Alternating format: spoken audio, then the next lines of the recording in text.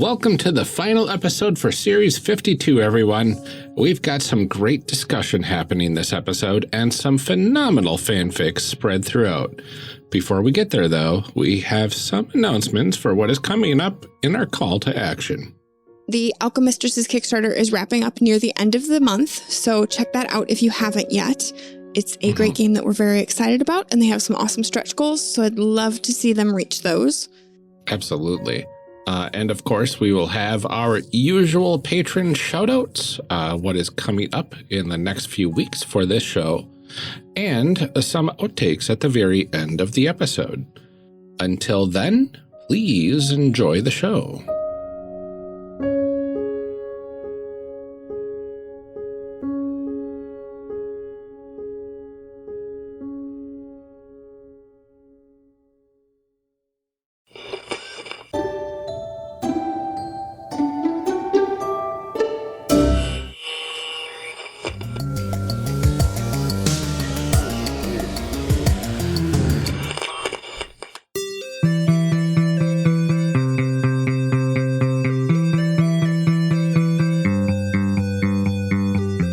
Welcome back to our discussion episode. Last time, we finished our session 0 for Under the Neighborhood. This episode, we will be discussing the character creation process. We are thrilled to welcome back Kyle Decker. Do you want to reintroduce yourself for everyone and tell us a little bit about the wonderful character that you made?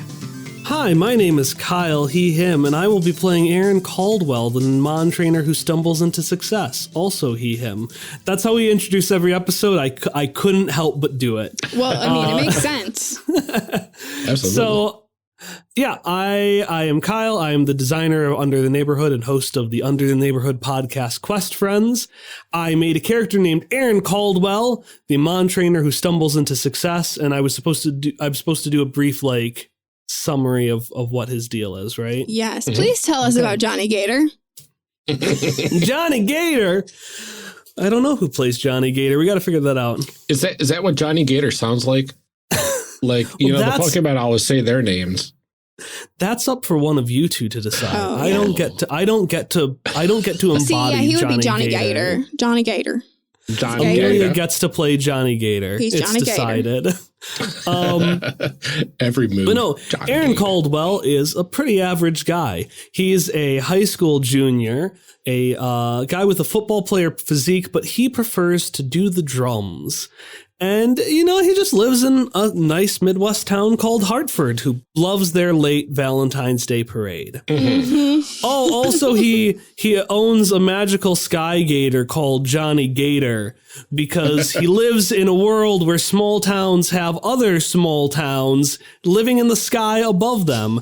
And he, as the Mon trainer, has decided that he is going to befriend all the magical sky critters that come from these sky civilizations. He only has one right now, Johnny Gator, a ferocious sky gator who has the powers of the swamp. Nice. Oh, and he hovers just a little bit off the ground when he walks. Oh, yeah. I can't believe I forgot that detail. Details. Thank you. He's fierce, but he has little legs that he has to swim through the water, so he looks real cute. I love him. My character doesn't, but we'll get to that. Ryan, tell us about your character. Yeah, so my character is Daisy Thunder, the magical girl who casts spells, she, her pronouns. Daisy is a college freshman going to college on a roller derby scholarship. She's got the appearance of a Sky roller derby hopeful, and came from Sky Hartford and transferred down here probably mid high school or so, or maybe early high school to become part of the high school roller derby team, because that's the only way you get scouted to the college league. Yeah. So Hartford Heartthrobs. The Hartford Heartthrobs. The Hartford Heartthrobs, absolutely. That. And her desire is to become the roller derby champion. And she also has an animal companion, but this one is a magical animal companion. And those that are in the know will be able to know that she's able to communicate with this magical companion. And the companion is a sky blue sky fox named Azura. Oh, very good. Yes. I love it. And one of the other things is I get a magical item, and my magical item I've decided is an ankle bracelet. And the ankle bracelet is a magical bracelet that lets me defy gravity. Oh, that's right. I So you can really rollerblade on the like ceiling. Uh-huh. Mm-hmm. I love it. And Amelia, how about your character? My character is named Novella Bane. I picked the Divided playbook. So I have the Divided who was lost in the other. I have a otherworldly patron that has granted me some magical abilities and probably like doesn't want anything from me or anything. No, There's not at like all. no corruption happening or anything. You What? just didn't pay attention to that part of the orientation. Oh no, I just figured out if I was GM what the patron would be. Oh, we'll get to that in our fanfic section. You can tell us. Yeah, I figured it out. Okay. I have the skills understanding the other, and then I have an inability to interact with creatures. So I am terrified of Johnny Gator. I do not like him. We're not friends. Yeah. Azura too, a little bit, right? Yeah, but At least you can talk to her. yeah. Well, like she's like more magical, I don't know. Yeah. Just seems like cuter. I transferred to Hartford from Sky Hartford. My dad got a new job, and so now we had to move down here to the ground Hartford. Not as nice. My appearance is vaguely spooky, and I just really want to be the smartest person in the room. Oh, I love it. Well, let's go ahead and dive right into a segment we are calling D20 for your thoughts. D20 for your thoughts? So in this segment, we talk to our guests about their thoughts on character creation, the process, and how it relates to this system and other games. First, we get to ask the most cliche question of all RPG podcasts ever. How'd you get into gaming? Webcomics. Interesting. Discuss. So a friend of mine in college was like, hey, there's this webcomic called Darths and Droids. I don't know if you've ever heard of this. I don't know where I think they're at one of the sequel trilogies now because they're still going. But what it was is it took the idea that the Star Wars prequel trilogy was made by a bunch of people doing a role-playing game. Oh, okay. So they take a bunch of stills from, say, The Phantom Menace, and then they put out-of-character and in-character dialogue on it. Amazing. Oh, wow. And so you've got different people, like R2-D2 is the power gamer who, like, takes the short stat and all these other, presumably things that, like, aren't actually bad, but mechanically let him take things like I have rockets. And the character who plays Anakin Skywalker is the one who's really into the drama of it all. Oh my God, that makes so much sense. So it was a really fun webcomic, at least back when I read it.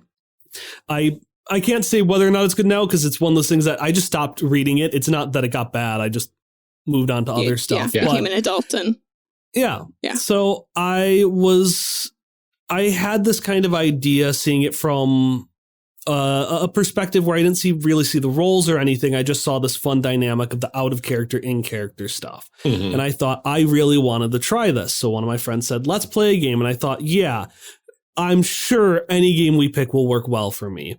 And then I played Pathfinder. Oh, buddy. And Pathfinder is not a bad game by any means, but it is a game for a very specific type of player.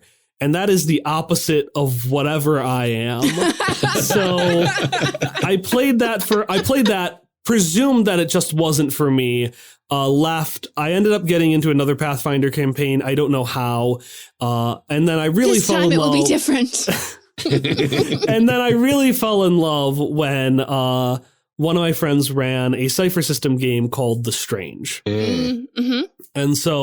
And that's why I pull so much from Cypher System, because that was the mechanics that got me into the game. Because while, it's not necessarily as pushing towards narrative as other things, it allowed for a flexibility that I really liked. And it's also a game where you can get cosmic powers relatively easily, and that's also very fun. Yeah. So yeah, and I also I like the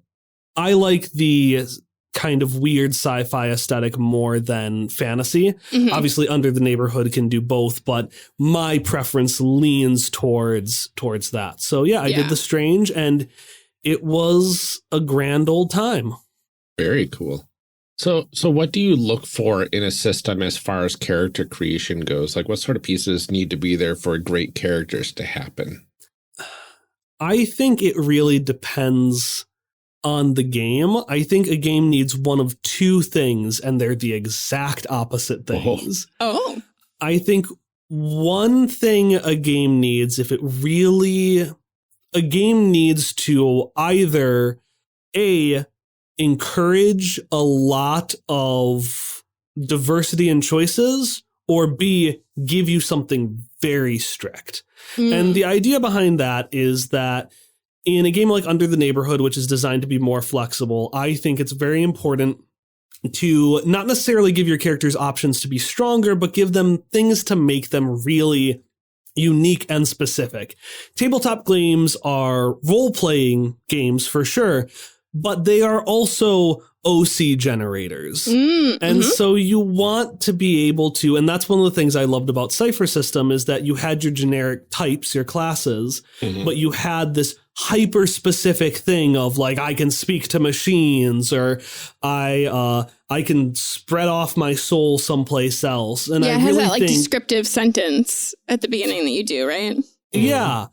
And it's important for me to have those options, not necessarily for mechanical benefits, but just so someone can be like, I'm doing something really unique. And then the other option I think that they really need, or is something that is either absent because character mechanics aren't important to the game, or something that is extremely directed. And that's it, because some games have a very specific thing that they have in mind. And so an example I can think of is a game I love called Mission Accomplished, where you are super spies in an office meeting. And literally the only thing for character creation is, you are a spy, you are a silly spy, no mechanics. And I think for that game, the very basic, here is a thing you have to be, but we're not giving you anything else, helps for that, because it really focuses you on this idea of, I'm just in an office meeting and I'm just a spy. I'm not going to do any other really special stuff on top of that. So yeah, I think a good game system should really focus, for me at least, should focus on one of the two. And then the other thing that's important for me is readability. I feel like I should be able to read from top to bottom and know exactly what I need to put in. I love that. Yeah, I strongly agree with that last point, especially. There's some times where I just am like, just give me the information that I need. Like, don't put all of this other stuff in here. I was actually talking with people about that last night, because they were like, oh, this book has like all of these examples and these little panels in here. And I was like, no, because like, just give me the information that I need up front. You can give me all that other stuff later, but like, don't make me read through that to find what I need. Yeah. So and that's why, like, even today when we made characters, I noticed that all of us accidentally skip skills, which I'd put at the end. So I made a note for myself that, hey, if I ever change this game in the future, I need to make sure that if I'm just reading from top to bottom, I don't just assume, oh, well, I did my moves, I don't need to read down any further. Yeah. Because when you get to moves, that's going to be a section that any player is going to think, well, I don't have to read every word. And yeah, you probably shouldn't have to read every word. Yep, absolutely. You said Mission Accomplished, and my brain went to the game that I played for IPM, where I somehow still made a magical girl. Ryan. Of course you did. Magical girl super spy. In Ryan's defense, I also made a cowboy adjacent character. So, and I did it again with Johnny Gator. How do you think that character creation in Under the Neighborhood stacks up against some of those other systems that you've played? I'd like to say very good, but of course that's because I made it. Right. I think it varies. It definitely does a lot of the things I really like. And since doing early play testing, it seems like I haven't had a lot of confusion compared to other things. Most people have come in, although there have been downsides before, like when someone has chosen a descriptor and a move that were basically the same thing because nothing in the book warned them and said, hey, some descriptors are basically just playbook moves, but made bigger. Yeah. So I definitely think it, for the most part, is going to have that readability. It's going to have the information you need. And one thing that was really important to me is that I think some of the other systems I played don't have is really that encouragement to go back and make adjustments and continually refine those characters. Mm-hmm. Yes. So that's one thing I think it stacks up pretty well. One thing that I do think you're going to find more challenging than another Powered by the Apocalypse game that uses playbooks or Cypher System is that Cypher System has its three-pronged setup. You have your descriptor, your type, and focus. And that's it. You just choose it, you read your things, and you enter it. And Powered by the Apocalypse games have, you pick your playbook, and you pick your moves. And then you circle stuff. Yep. Yeah. Under the Neighborhood has both. Yeah. Which I think brings in both of their benefits, but it also brings in some of the additional complexity of both of them. Mm-hmm. And that is one thing that, how could I change it? I don't know. I would have written it differently if I did, but that is one thing that I think isn't necessarily worse, but something that I think is a bit more complicated than the other ones because it's pulling from both schools. So again, it's going to have the benefits of both, but it will have some of the complexity of both as well. I mean, it makes it stand out a bit too, because like I can see the PBTA roots that are like in the bones of the characters in this game, like the playbooks and all that sort of stuff and the moves. And even the descriptor gives you the PBTA style moves kind of associated with it in most cases. And then you've got the Cypher System influences as well, like the descriptor, and then you got skills and inabilities and stuff like that are going to be modifying things, and you don't see those much in PBTA games, especially since PBTA is more like focused on getting those moves and not so much on how skills influence that. Yeah. Mm-hmm. And so I think that's really cool. Skills are one thing I think work really well in a Powered by the Apocalypse context, because the way they work in Cypher System is similar to how it is here, where it is just a thing you pick. You just say, I'm good at what was it? I had one of my characters be good at esports. Mm-hmm. And we do love esports here. Yep. And a lot of systems that Cypher System is closer to, things like D&D and Pathfinder, you have to choose from a very specific list. Yeah. Mm-hmm. And I think the flexibility of just pick something that sounds nice is something that can be challenging, but something I think works well with Powered by the Apocalypse if you have a more loosey-goosey Powered by the Apocalypse game, that is. Yeah. Well, I think one thing that we talked about with PBTA, Ryan, when we covered Chimera, actually, that Amr brought up, is that PBTA especially tends to be very specific. Like, this PBTA game is for this genre and does this niche thing. Yeah. And so, because of that, in those spaces where the game leaves it pretty open and is like, pick a thing, you're already within such a narrow window just by choosing that particular game that it doesn't feel as overwhelming to just have this blank spot. Absolutely. Yeah, for sure. No, I love it. I love that the moves are very unique for the playbooks, and that you get a decent amount off the bat that that it really defines your character between those moves and the descriptor, and especially your skills. Like if I didn't see rollerblading as a skill in there for the magical girl, I wouldn't have come up with my roller derby hopeful Daisy, you know, and that's amazing. I love it. Yeah.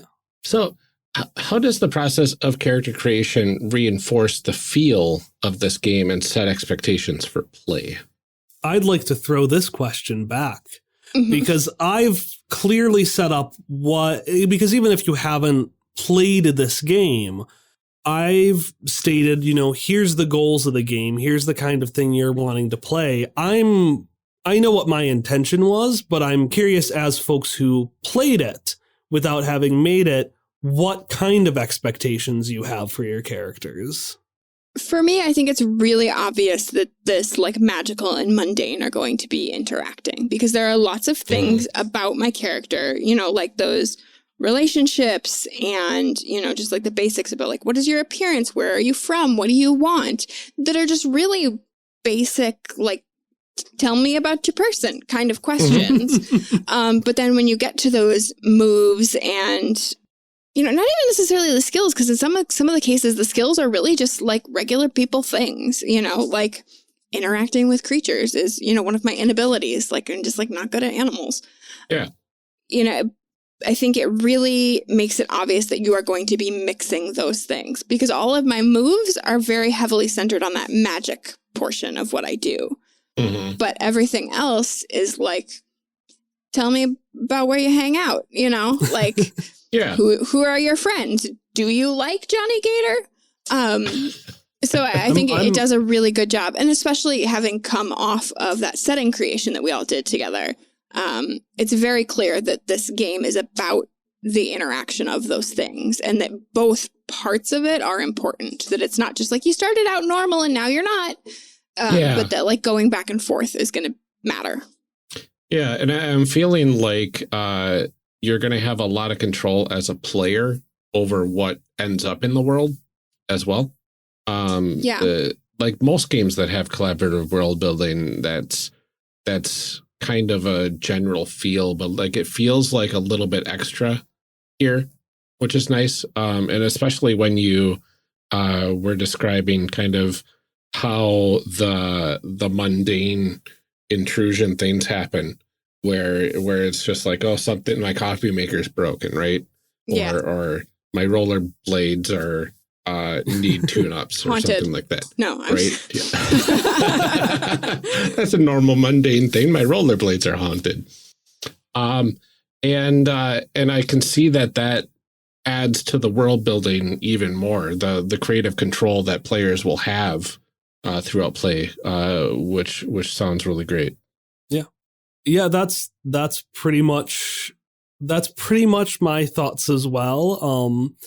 The only other thing I can say is, especially having done it now, because in Hereafter we already knew our relationships before we set those compatibility scores, is I feel like those compatibility scores help set up dynamics very early on. Yeah. Even if, again, they're only used in one move in the game. They're used for if you're going to help somebody else. But I think having them there is still helpful to just like get a beat. Yeah, it sets some role play expectations right off the bat.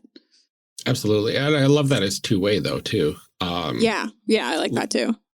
Because like I could easily see like the person that's got +2 compatibility with somebody else and that person's got a -2.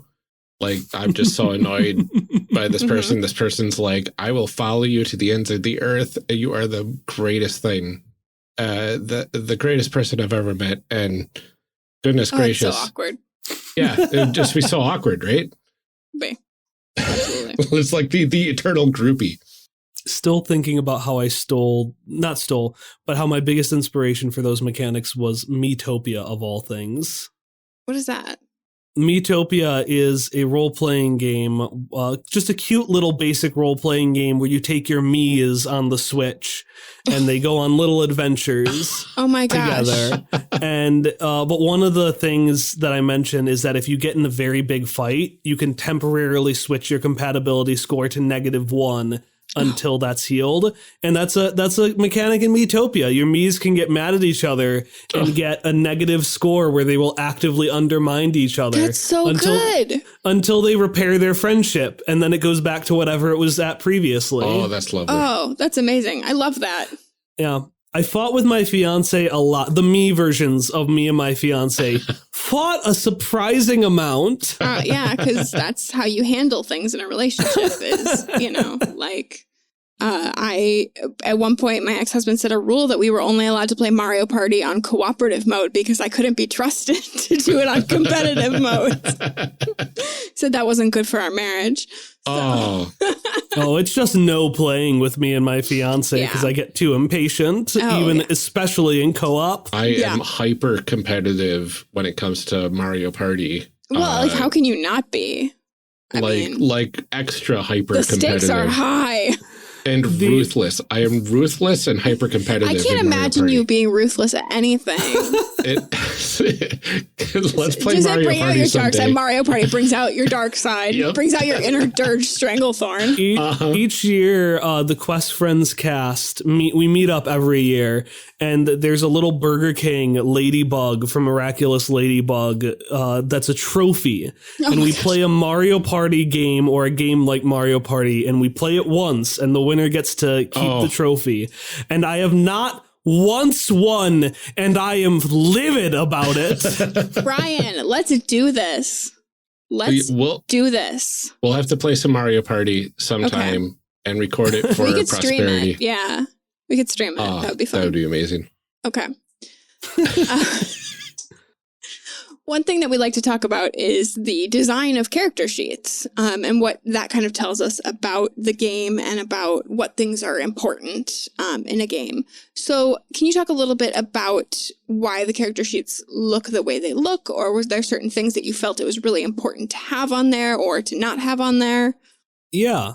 So the character sheets in Under the Neighborhood, like a lot of the design, is extremely functional. Mm-hmm. I don't have graphic design experience, but in my experience, a lot of really good-looking things are very simple. So as long as you can focus on the simple core important parts, you can make it work. So with Under the Neighborhood, I tried to prioritize things in 3 categories. There were the immutable things about your character that were extremely important, and I put those at the very top, followed by the things that were going to be often changeable and often referenced, which are in the middle, and then the second page is all basically stuff for specific characters. Mm-hmm. So on the character sheet, we start with character name, the playbook who descriptor.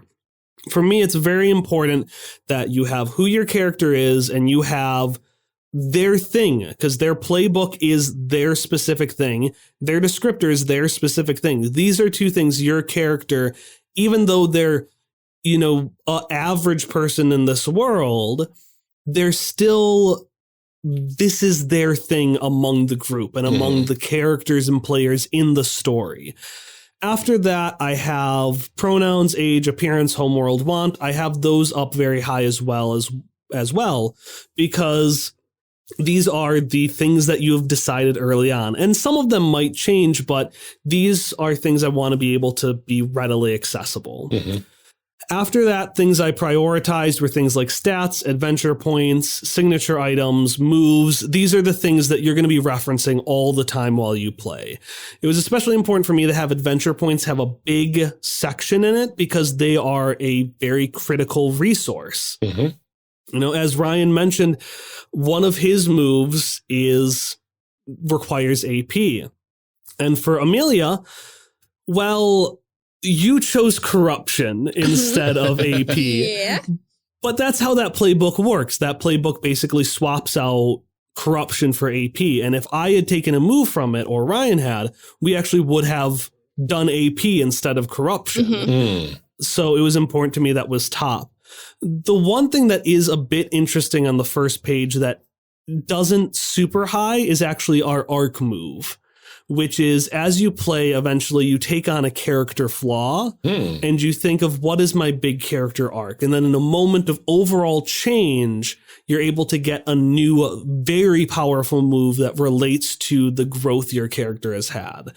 And so I have it on the first page because it's important, but it is kind of hidden because many players will jump to that sooner than they should.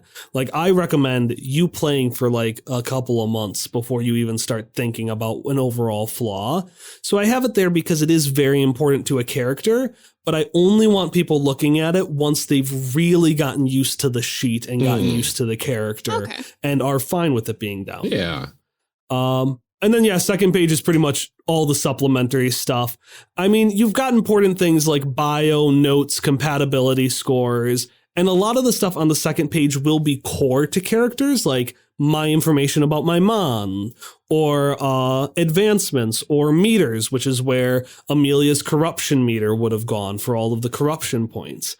But because it was so specific to character, I thought, let's put it on the second page so that it's there, but that it's not taking up space for characters who wouldn't use it. Perfect. I think that it was really easy to use. One thing that I always look at on a character sheet is how easy was it for me to tell where things go? When we make those choices in character creation, how easy is it for me to translate and say, this is the spot for that on my sheet? And this one especially, it was very clear because it was so like streamlined and clean that it was like, I don't have to look around and kind of try to figure out what goes in what box. It was like, this is named the thing, the box has a name on it, I put it in the box, you know? Yeah. And, that was one random thing I forgot. You can add this in or you can cut it. One thing I realized I completely spaced on is the fact that a Powered by the Apocalypse game has a character sheet to begin with and not just a playbook. Yeah. And I think that kind of showcases how flexibility and customization is so important to me. It also highlights a more minor annoyance in that Powered by the Apocalypse games often have you taking moves from other playbooks. And then I'm like, well, now I have multiple character sheets and there's no spot. What's going on? Which is the nature of how things go. Like, I have less spots for playbook and descriptor moves here than you will actually get over the course of the game. But there was no way to make this work without putting in too few slots. Oh, yeah. So I know some of it is just functionally how it works as well, but yeah, it's not bad. And then you've got the electronic version of the sheet too, with that where I could just add as many playbook and descriptor moves as I want in there, and the scroll bar will just keep growing, right? Yeah. So I think that really works well. And then when we go to the actual character sheet itself, it's all right there. Yeah. And I can see that advancement is something I want to talk about, but we got to wait for that segment. Yeah, we'll get there. Yeah. And then Roll20 sheets, which might be out by the time this is released. My friend Scott Casey has been working on them. He does a lot of Roll20 sheets, built very similarly. They are on the surface very simple, but you can dig in and make them very in-depth if you want them to. Very nice. Very cool. One of my favorite questions to ask designers of the games that we're covering, what do you think is one of the biggest flaws of character creation in this system, and what do you think is one of the best parts? Well, let me do the interview answer and have them be the same. Ooh. But we kind of addressed on this when we did character creation, and Ryan got to cast spells, and it was a full page long for descriptor. Whereas other descriptors are a paragraph at most. Yeah. The system is really designed around customizability above anything else. It's designed, I want your characters to be regular people, although, again, with customizability, they can get pretty strong. But the goal is to have characters who have a wide spread of options so that you can make someone who is unique and fully your own creation.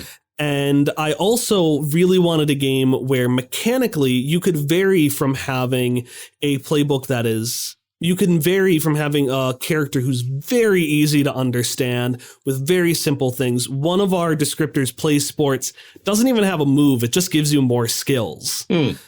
Up to the point where you can have the divided, which gets an extra move and has its own separate meter, or the weird, which has an additional stat. And then you could throw, harnesses incredible power, which has you make like 5 different choices just for that specific descriptor. And so I think that is a really big benefit of the game, is that you can turn it into a bunch of little micro games. And I think that allows for a lot of flexibility and a lot of fun, and it makes it so that someone new can come and make something simple, but someone who really wants to play can have a lot of fun playing with the sheets. That does come at some cost, though. It does come at a cost of it mostly balance and confusion. So there are going to be points where you're going to have questions and you're not sure what a ruling is. Do I roll for this? Do I not? Because I wanted to leave that up to when you played with the GM and you discussing with them, should we roll for this? Should we not? And there's also the fact that balance is out the window. I say that this is a game about ordinary people, and I really want it to be, but you could break it very easily if you wanted to. Like, you could, let's use this as an example. And I think, Ryan, you made a fantastic character, but Ryan made a magical girl who casts spells, which is a very not mundane thing. No. Right. Whereas I made someone like Aaron, who was meant to be an extremely mundane character. And it's one of those things that it's not necessarily, it's going to be a flaw for some people and not for others. But I think that's a thing to keep in mind. In my quest for customizability above all else, you could accidentally stumble into some confusion and you're not going to be balanced. No. Like, that's out the window. That's a non-factor. But I've tried and I cannot guarantee anything. Well, the fun thing about PBTA though is it doesn't have to be balanced, right? Yeah.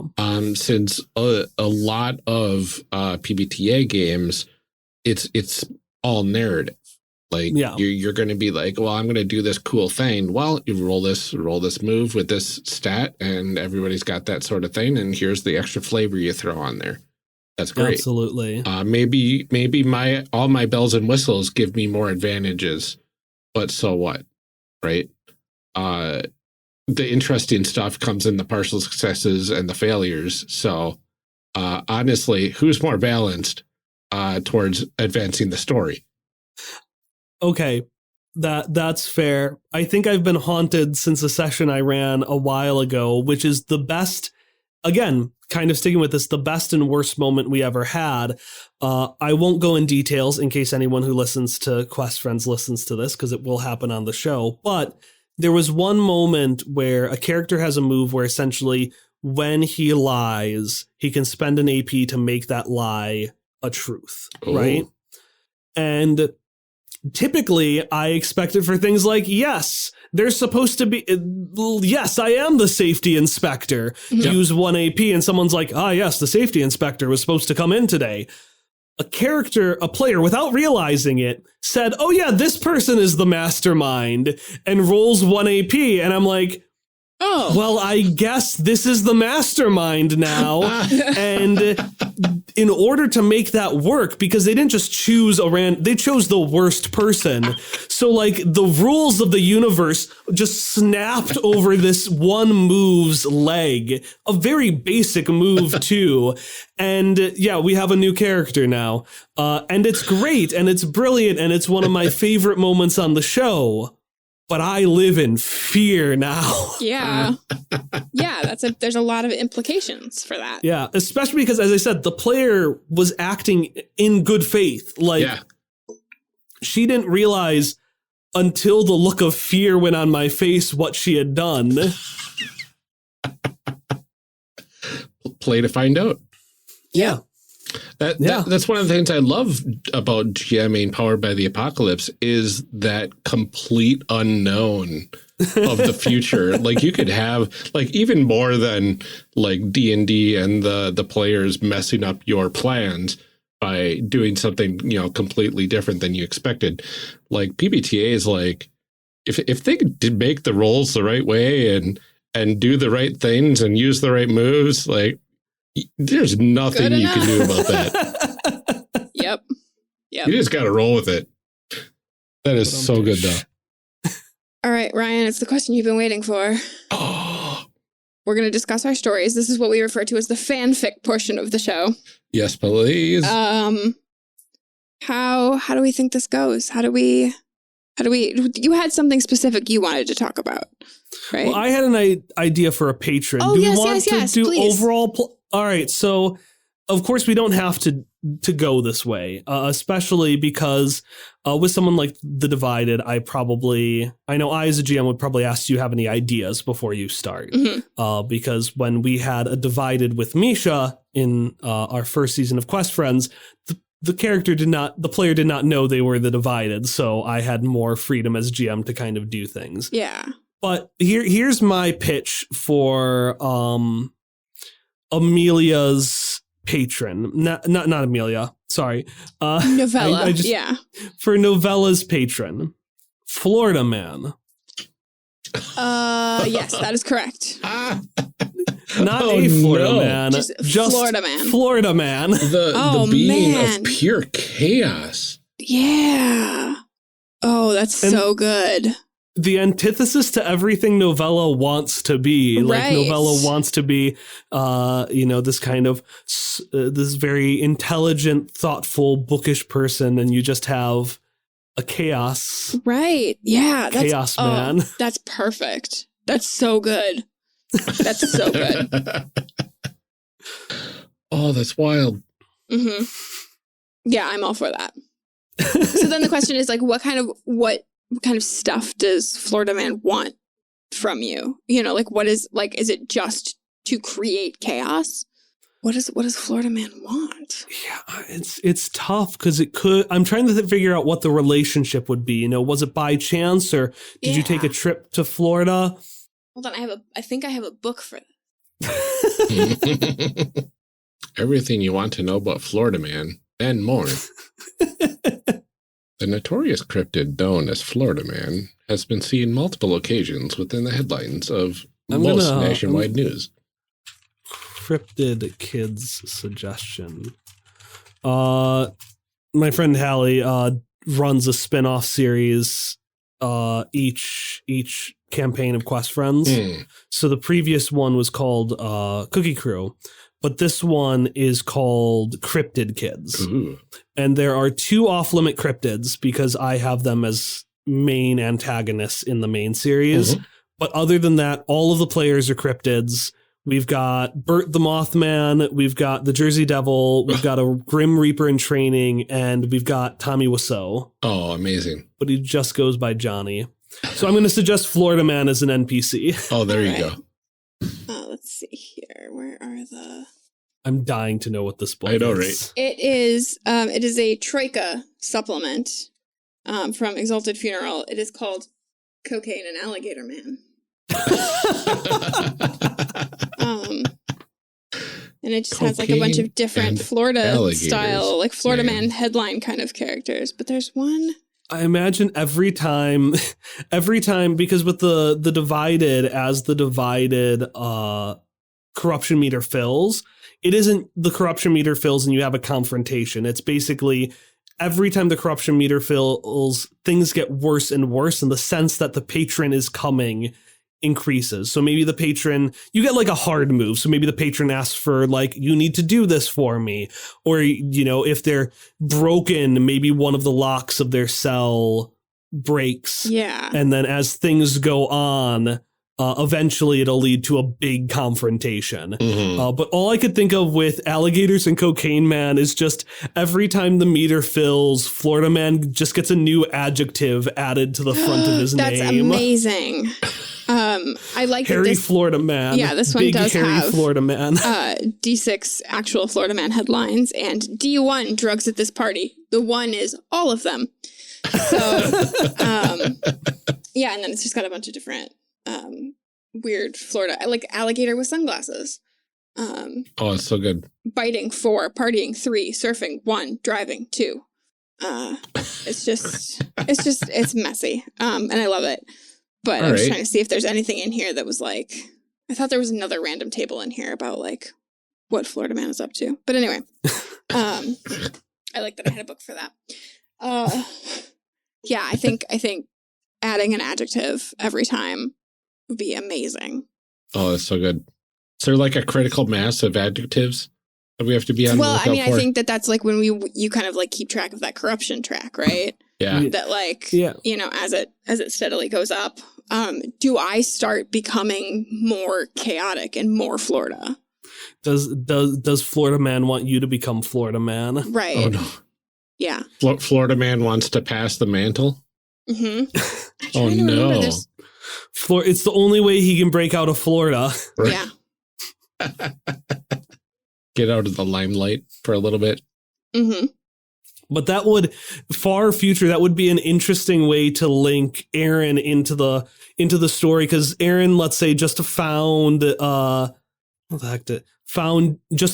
Johnny Gator someday, but Johnny Gator actually first appeared when one of the rifts from Florida opened up. Yes. Oh, yeah. Oh, that's so good. You may have given me my best friend, but you've hurt my other best friend. He screams. Oh, everybody is Aaron's best friend.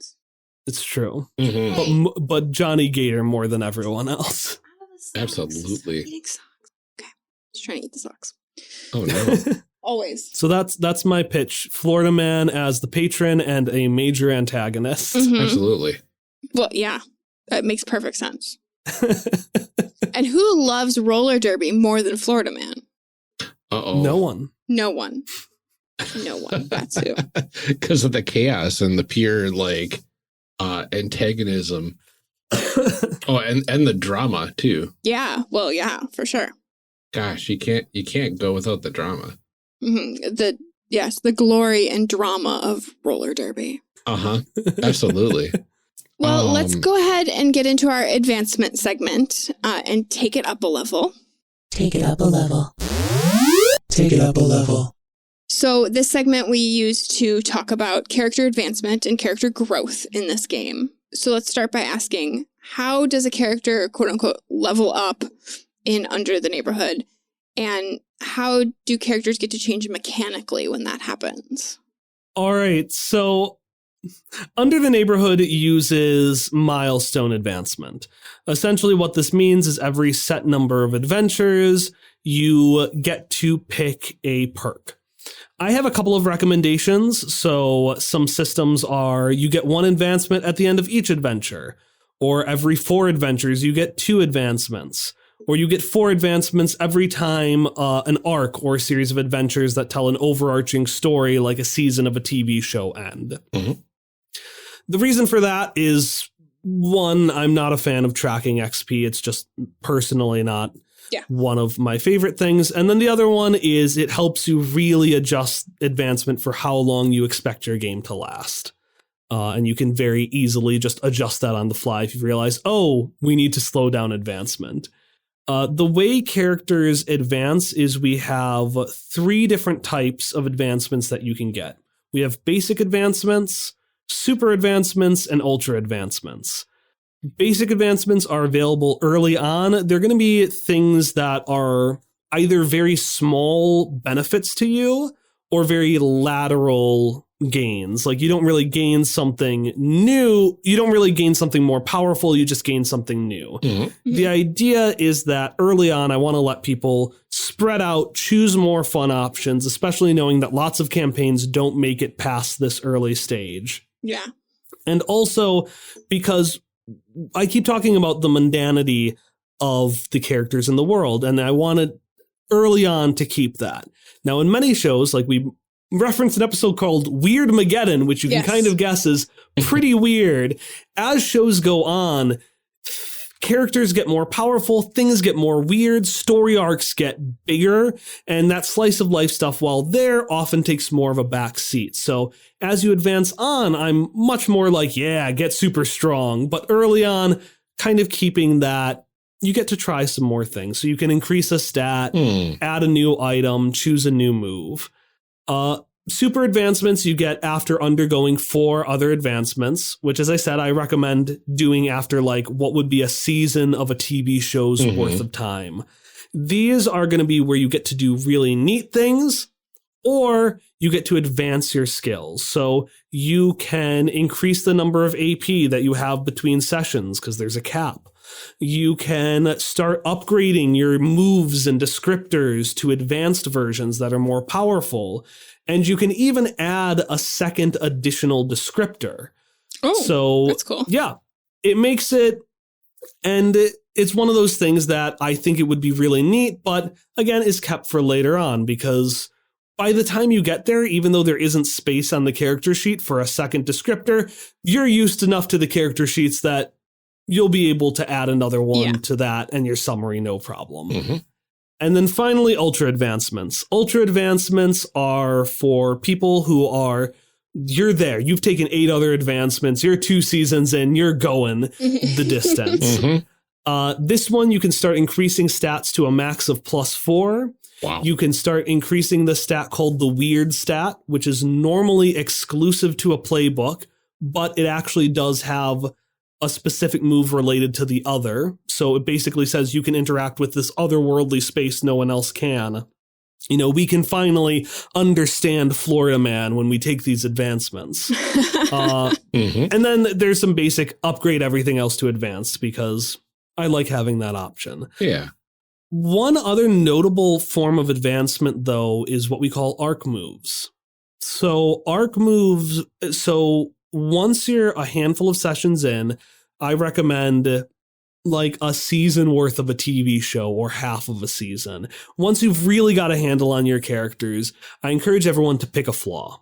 You know, like Aaron maybe loves everyone, but he doesn't actually make super close connections, and that's his character flaw. And I just realized during play that Aaron was kind of flaky. Like, he was a nice guy, but And essentially what happens is at moments of big character growth, so either positive or negative. So when Aaron makes a genuine connection, or maybe Aaron abandons the team in a moment of need because he can't get close, or, you know, a moment where Daisy says, "I'm no longer roller derbying," or Novella fights Florida Man and becomes Florida Man. No. You essentially get to grab an arc move. I encourage players and GMs to make their own arc moves, because arc moves are meant to be busted. They are meant to be absolutely destroy the game, but as a result, cost multiple AP to spend. And the idea is that this is your definitive thing. You can't use it typically, but in the moments where you can use it, you're gonna be a powerhouse. Like an example could be Mon Fusion, which costs 1 AP. So if Aaron's arc related to him connecting to Johnny Gator, maybe in a moment where the two really become one, I get this arc move that lets me fuse literally with Johnny Gator. Or My Own Future, someone who is literally defies fate can spend 2 AP to undo a scene and say, that was just what fate said it was, and now we're going to play it again for real, or something like that. You only get 1 arc move, and you get it whenever that moment happens. And if you have a new advancement, if say Novella, after becoming the Florida Man, overcomes and sheds that identity and regains herself, then the Florida Man arc move, whatever that would be, will switch to a different arc move. So unlike advancements, which are very milestone based, these are very story based. Essentially, when you hit a point, and you'll often know a session or two ahead of time that, like, all right, we're kind of building up to something big. You and the GM will either take from my list of options or create your own very, very strong move that lets you showcase who you've become. That's I love that. Yeah. Oh, absolutely. I don't want to become Florida Man though. No, we gotta stop that. That's so scary. So we gotta be ready. I should have taken all this corruption. Well, by that time, I'll have at least one girlfriend on the roller derby team, right? And an entourage to bring up, because like some of the advancement is like you can take the extra moves that you weren't able to take at character creation. Yeah. So I of course would choose the move that I have in there to have a friend or a companion. It's called magical backup. And so this would be like a love interest, and they would have your back. It feels like the Tuxedo Mask sort of character. And I think that would be amazing. It's Tuxedo Mask and the Sailor Scouts and Cat Noir and pretty much any other character that is magical and marginally helpful. Yeah, absolutely. And I love that these moves, they add NPCs and other characters that you get to interact with or even play as, when in the case of your mon, you pass it off to somebody else, and now they can play your gator just however they want, Yeah. That's fantastic. It's perfect. Amazing. Well, is there anything else that we want to talk about under the neighborhood before we wrap things up for this series? I don't think I can think of besides shilling for folks who are interested. Please, right? Where can we find it? Yeah. Yeah, so Under the Neighborhood right now, it's on DriveThruRPG and itch.io.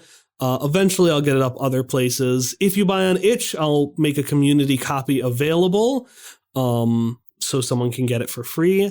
But let's say you want to try the game first, or you can't afford it right now and there aren't any community copies available. The thing I really wanted to highlight was, I mentioned time and time again, we have Quest Friends. It was made for Quest Friends. Listen to Quest Friends hereafter. It's what it was made for. Mm-hmm. And I'm running the game, so presumably it is being run as intended. Yes. You would hope so. But some I wanted to highlight is other games call them quick start rules. I do want to say that on our itch page, because I don't believe DriveThru allows external hyperlinks, but on our itch page, we have a downloadable free, what I call a demo version. The demo version is a completely, rules have been stripped out, like AP is not gone. It is, I don't even think I have the names of the moves. It is meant to be as simplified and streamlined as possible. It takes place in the world of Hereafter, and it gives you pre-generated characters based on the cast of that game, as well as a pre-made adventure, which I actually used to test the system and make sure it works. So if you really want to just test out the world in a pre-generated setting with very light rules and with something that really focuses on the slice of life mechanic, which is, I think, the big thing about this game that, because of the fact that we're a character creation podcast, we weren't able to explore. That is a great way to test it out. And with that in tow and seeing what it looks like with character creation here, you can get a better idea of, is the full thing something I'd be interested in? Absolutely. Wonderful.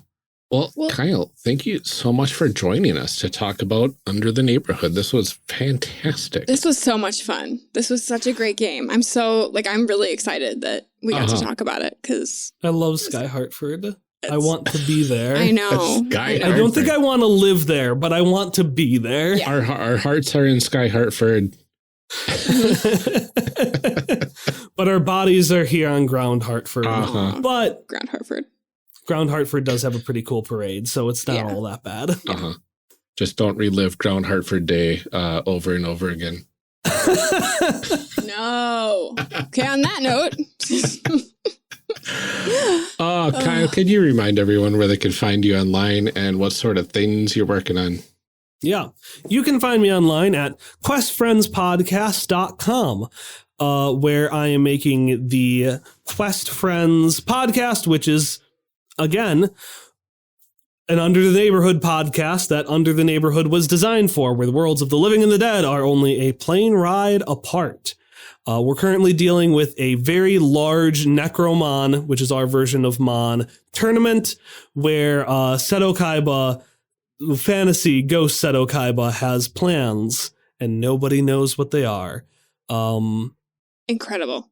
It's such a good premise. Like, it's just such a good premise. But I'd encourage you to check that out. It's a fun show. It's what everything is designed for. As I said last episode, just one thing to keep in mind: while we do generally keep the tone and the jokes we have here, we do have cussing because we all cuss, and because you're grown-ups. I don't want to make people not do that. We cuss, we swear. QuestFriendsPodcast.com is where you're also going to find links to social media and other stuff I use. You can also check out Quest Friends on itch.io, where you're going to find Under the Neighborhood. But next month, on August 1st, assuming all things go well, you will start seeing other games there. And by that, I mean a free Kirby game called Dream Allies. Oh. I gotta write it still, but it's August 1st is the day. It's the day it's happening. It has to be. Fantastic. My son would probably love that. He is obsessed with Kirby. I played Kirby in the Forgotten Land and fell so much in love that I was like, well, I'm going to make a one-page RPG now. There you go. Yep. You're all Kirby's friends hanging around and taking this adorable little creature on his mission to kill God. Oh, that's amazing. But that's pretty much it. It's the one place, or if you want to jump straight to our itch page for some of the games and stuff we make, you can jump there as well. Perfect. Awesome. Well, thank you again for sitting down with us. This was so much fun. And thank you to everyone for tuning in. Call to action. Yeah, like that. I had a lot of fun with this game. Like, yeah. This is a genre of television that I love. It's something that, like, we're very engaged in at my house right now. We have recently started listening to Quest Friends after doing this, because Nate wanted to know more about it and having fun with that one. Yeah, this is just like a fun, it's a cute game, and it's just like happy. It's just nice. Yeah, it's just nice. It's very nice. Even mechanically, I love the little additions to PBTA that were thrown in there. Yeah, I like the GM intrusions and stuff that are happening like from Cypher to this. I feel like fit really well with the theme that Kyle was going for, and I think that he did a really great job making that happen. Yeah, and then the advanced playbook moves, I love advancing that. those. I love that so much. It's genius because he's right that after you pick those first couple, you've picked the ones you really wanted, you know? And so being able to make those a little bit better, especially if you're playing a longer campaign too, you know, you get kind of bored doing the same thing over and over again. Yeah. So and then those advanced advances for adding another descriptor even is just goodness. Yeah. A lot of potential for long-term play. Yeah, I thought that was very cool. Absolutely. Cool. Before we let you go for the day, though, we have a few calls to action and some notes on what's coming up in your feeds in the next few weeks. First up, like we said at the beginning of the show, the Alchemistresses Kickstarter has a little over a week left, and it's approaching a stretch goal that will help with character creation, so that's exciting. If you enjoy the magical girl genre or just like feelings and romance and all of that kind of stuff, you definitely owe it to yourself to check out this game. It really is fantastic. So good. Coming up in the next few weeks, we are extremely excited about what we have in store for you. And that's all starting tomorrow, July 19th. We are releasing a special spotlight episode to coincide with the launch of the Itch funding campaign for Broken, a 2-player tragic romance RPG by previous guest on the show, Ben Wallace. This game is just so good. It hits you in the heart in all the right ways. Yeah, this is a game that has perfected bleed, honestly. Yeah. Yeah, absolutely. Yeah. I don't think I've ever, I put it on Twitter too. I was like, I don't think I've ever had such a visceral reaction just reading a rule book. Yeah. It's so good. It's so good. It's so good.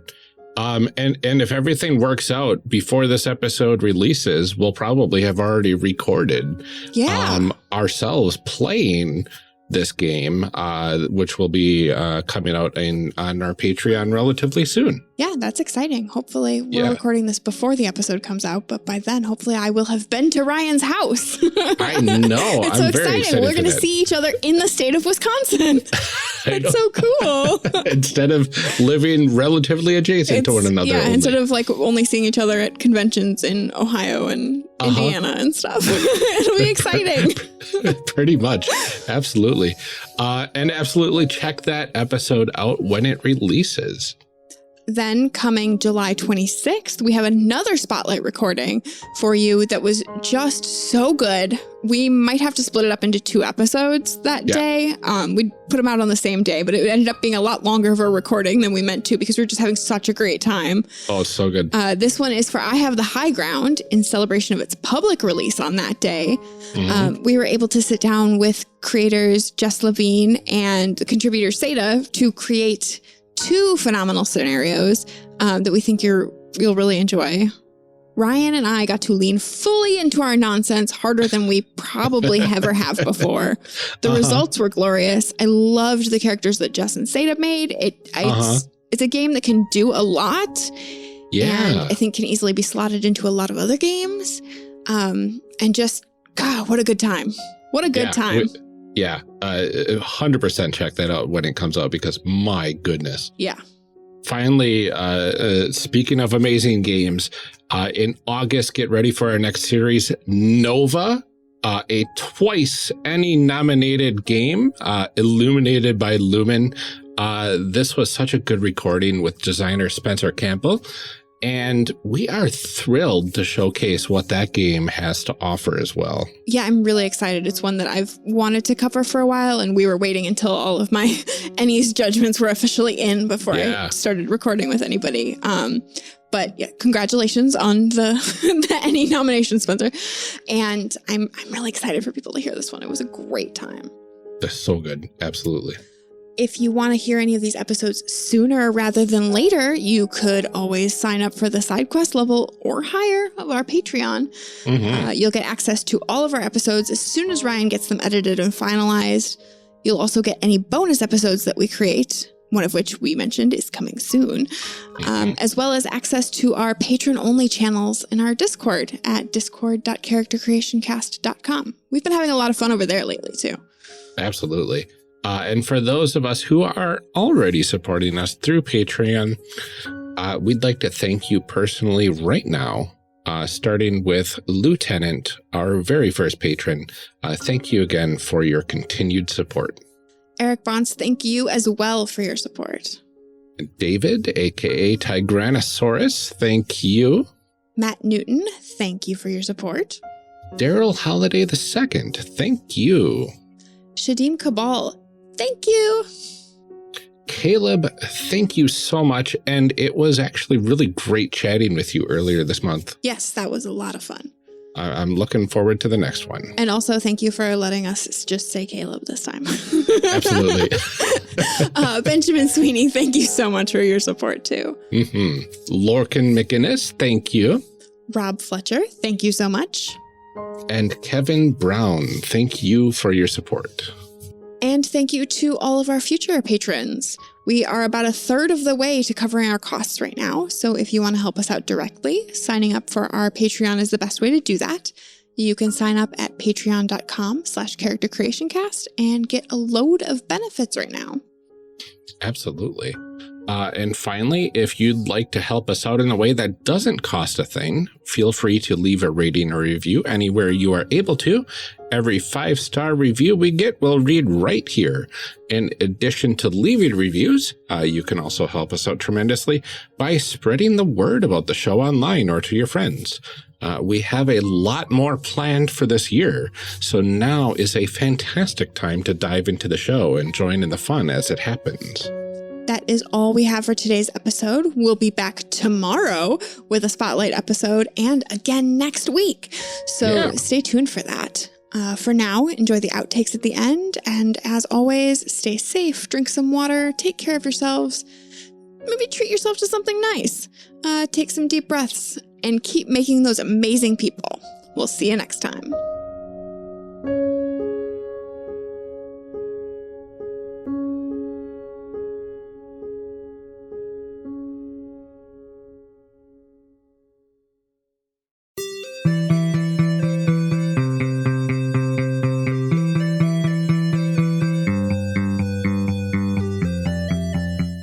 Character Creation Cast is a production of the One Shot Podcast Network and can be found online at www.charactercreationcast.com.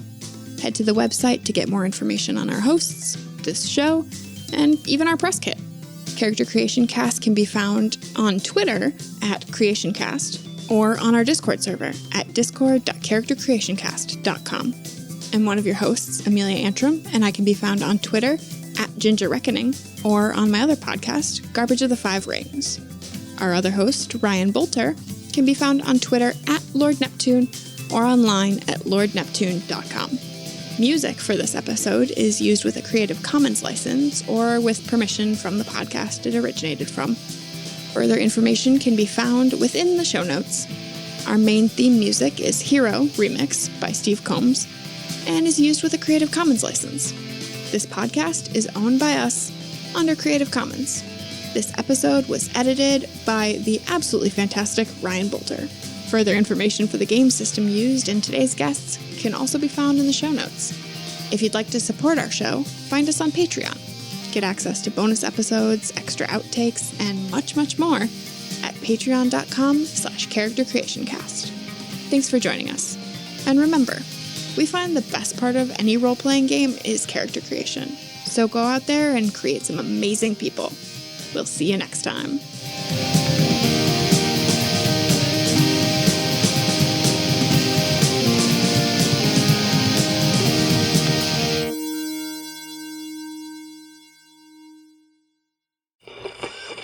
Now we gotta read some show blurbs. Show blurbs. Show blurbs. Show blurbs. Show blurbs.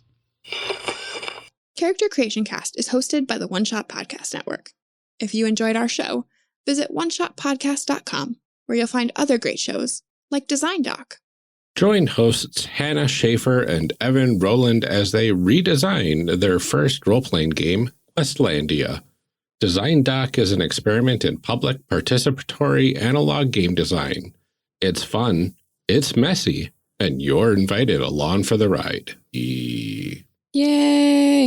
Click. I did it. I mean, clicked a couple of seconds ago, but I waited before. Close enough. I think I clicked like half a second too early because I usually account for the lag, and I clicked right as I made the click sound. So Just too excited. Well, the nice thing is, unlike the claps, we won't all sit here in shame knowing that we didn't line up. Right. Because that's why I stopped doing the claps, is that it frustrated my cast like to no end, and we just ended up lag canceling. and did you start here or did you start here or did you do this? This is my favorite when I do this, and somehow like an idiot can't. Only when people are watching though. Like I can clap. I know how to clap. I swear. It's because you're watching yourself on video and not watching your hands directly. Yeah. No depth Well, and perception. then like people do the like 1, 2, 3, 4, and I'm like, which number am I? Can't handle it. I can't handle it. It's too much pressure. Too much pressure. So Ryan comes down and we click. Right. Yep. I like it. And I know the no cussing rules, so if you hear me cuss, assume that that wasn't recorded because my audition stopped, and I will be followed up by me saying my audition stopped. Give me a second. Oh, Okay. no. But I have it up, so I'm watching it. I'm watching like my words move across the There you screen. go. Let's just hope it doesn't stop. Can't stop, won't stop. Okay. Can't stop, won't stop. I put my glasses here so I can read it. Stupid headphones glasses combination. All right, and we can go ahead and stop our recordings for this part now. I did it. Me too. I did it. Less of a lag between, or more of a lag, I guess, between the start of Clicky and the end of Clicky this time. All right. We did it. We can stop the recording.